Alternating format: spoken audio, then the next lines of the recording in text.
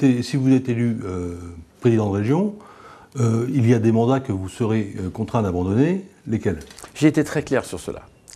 Je suis député maire, vous l'avez rappelé, de Clos-sur-le-Loir. Si les électeurs, les habitants de cette région Centre-Val de Loire me font confiance, eh bien je ne serai plus maire de Clos-sur-le-Loir en janvier 2016. Je resterai député, président d'un groupe à l'Assemblée nationale et président de la région. Et c'est un atout.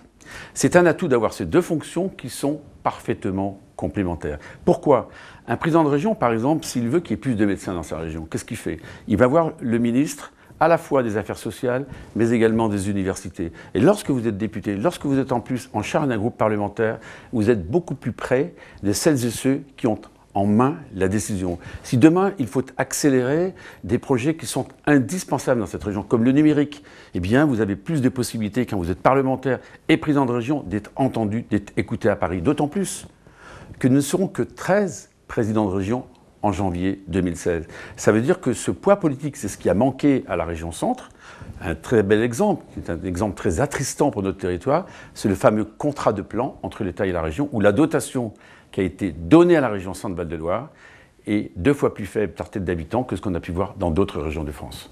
Et vous resterez aussi également porte-parole du groupe UDI ou je ne suis pas porte-parole du groupe, je suis président du groupe, je fais le point presse régulièrement, mais j'ai des collègues qui communiquent au nom du groupe parlementaire. Vous voyez, encore ce matin, on parlait de la réforme du Code du travail, et ce sont des députés. Moi, je ne préemptais pas tout.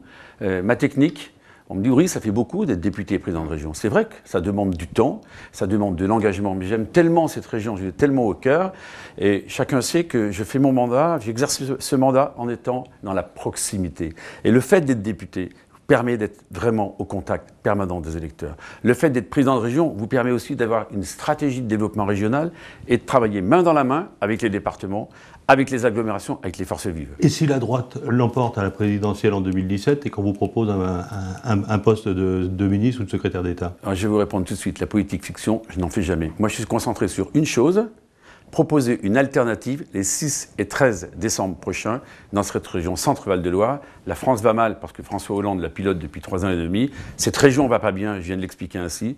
Bâtissons un avenir nouveau, faisons renaître cette belle région.